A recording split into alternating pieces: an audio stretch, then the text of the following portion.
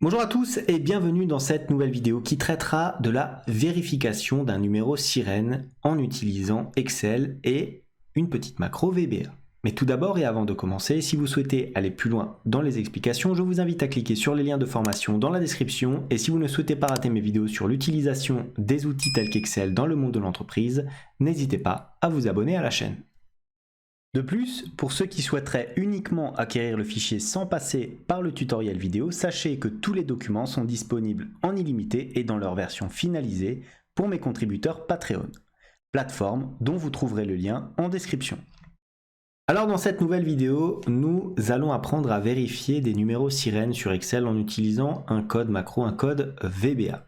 Donc qu'est-ce que j'ai ici? J'ai un petit fichier avec 5 différents numéros sirènes. J'aimerais savoir lesquels sont valides et lesquels ne le sont pas. Donc pour ce faire, nous allons intégrer un code VBA et pour ce faire, on va aller dans Développeur ici et cliquer sur Visual Basic, tout simplement. On arrive sur cette page-là. Qu'est-ce que je vais faire? Je vais faire un clic droit. Insertion, et j'insère bien entendu un module. Une fois que j'ai inséré ce module, je vais taper mon code. Je vais commencer par quoi? Je vais commencer par mettre function est valide sirène. Voilà, c'est le nom de la fonction qu'on va créer.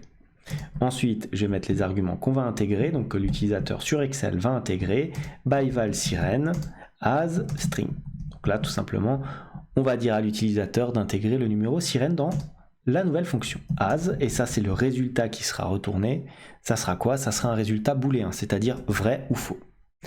Maintenant, une fois qu'on a fait ça, vous le savez très bien, on a écrit ici le nom de notre fonction. Qu'est-ce qu'on fait? On va tout simplement mettre nos variables. Donc première variable, dim i as integer, dim sum as integer là encore, et enfin dim digit as integer, comme ceci. Ensuite, une fois qu'on a fait ça, qu'est-ce qu'on va faire? Je le mets en commentaire, on va vérifier la longueur du numéro sirène. Alors, un numéro sirène doit avoir une longueur de 9 caractères. Donc, très simplement, on va mettre une boucle. If len de sirène. C'est-à-dire si la longueur de notre sirène, voilà, donc ce qui a été intégré dans la formule par l'utilisateur, est différente de 9, alors, sen, notre fonction est valide sirène va être égale à quoi? Va être égale tout simplement à faux, donc false, comme ceci. Ensuite, si tel est le cas, qu'est-ce qui se passe? Eh ben, on va arrêter la fonction, donc on va mettre exit function, tout simplement. Ensuite, pour clôturer notre boucle if, on va finir par un end if, très simplement là encore. Une fois qu'on a fait ça, on va s'occuper donc de la première condition relativement simple. On va initialiser notre somme. Donc, initialisation, initia la somme, voilà. Donc pour ce faire, c'est très simple, on va taper somme égale à 0. Notre variable de somme va être égale à 0. Une fois qu'on a fait ça, qu'est-ce qu'on va faire? Là maintenant, on va entrer dans une formule, alors disons dans le cœur de notre fonction. Donc on va maintenant parcourir le numéro sirène de gauche à droite, comme ceci.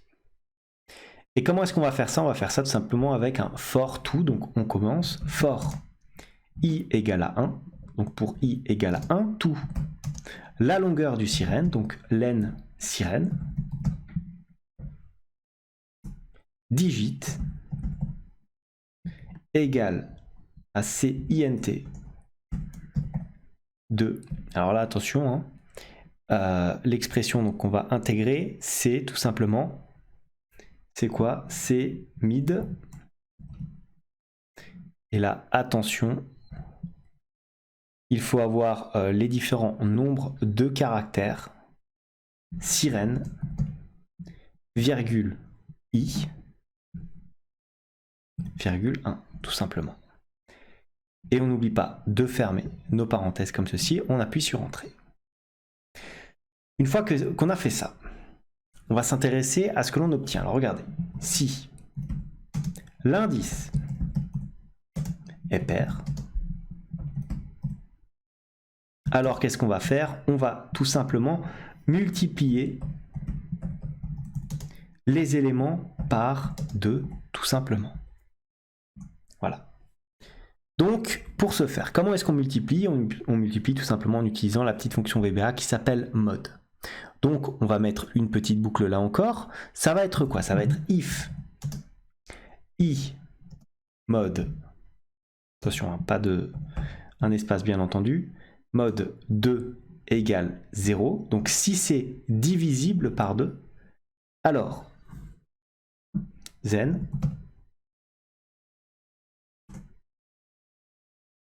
digit égale digit fois 2. Comme ceci. Ensuite, qu'est-ce qu'on va faire après tout ça? Si le résultat a 2 chiffres, on va soustraire 9 tout simplement. Bien respecter cet algorithme. On va soustraire 9, donc if, là encore une petite boucle, if digit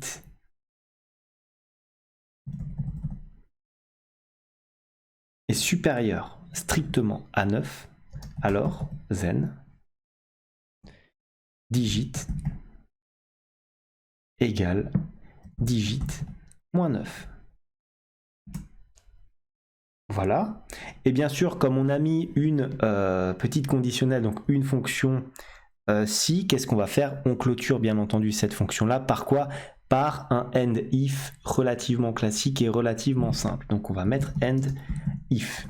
Et attention, si vous avez bien regardé, si vous avez bien été attentif à l'écriture de ce petit code, bien sûr il y a 2 if, donc on va mettre encore un end if tout simplement. Maintenant, qu'est-ce qu'on va faire? On va ajouter à la somme notre variable digit.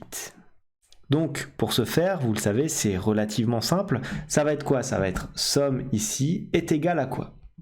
Ça va être égal tout simplement à la somme, donc, plus notre variable, cette fois-ci, de digit. Voilà. Et une fois qu'on a fait ça, on a bien sûr fait ce petit processus pour la variable i.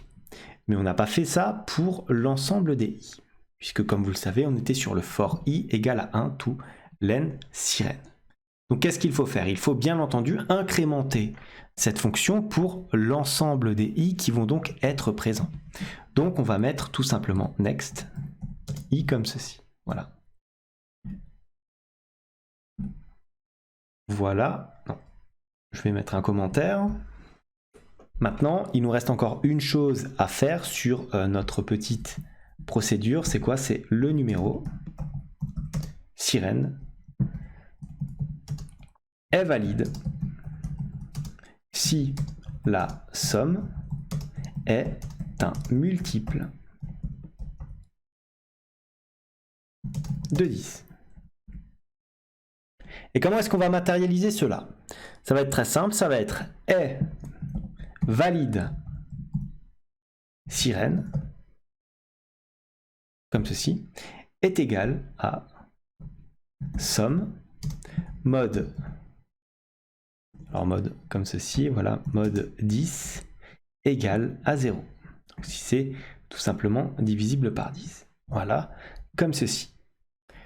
Et une fois qu'on a fait ça, alors je me place un petit peu vers le bas comme ceci, on a l'entièreté de notre fonction qui est donc tapée ici.